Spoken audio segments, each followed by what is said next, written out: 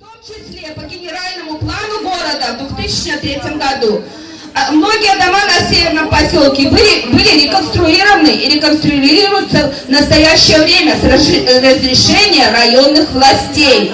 За что затрачены гражданами огромные материальные средства. Нет. В соответствии со статьей Конституции Республики Беларусь решения в государстве должны приниматься в интересах граждан. Это вторая статья. Также статья 1.2 директивы президента Республики Беларусь от 27.12.2006 номер 2 предписывает в случае разногласий принимать решения в пользу граждан.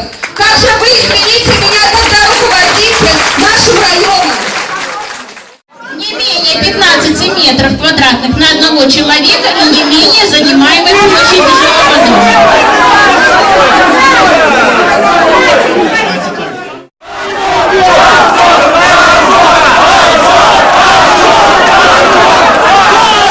Администрация принимает решения в интересах инвестора, и никак наши интересы не учитываются. Это показало вот эти слушания общественные, которые прошли за нашими спинами. Да? Второй момент. Это то, что наши избранники, они никак не защищают, наши защитники, наши интересы никак не защищают. Это надо признать факт. Значит, интересы.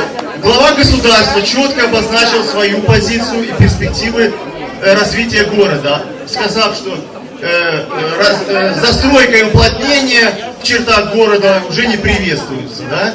Поэтому администрация действует вопреки позиции главы государства, лоббируя интересы строительной мафии, застройщиков.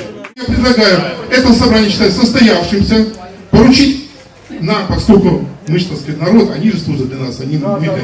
Значит, подготовить решение о проведении повторных слушаний. Я так понимаю, что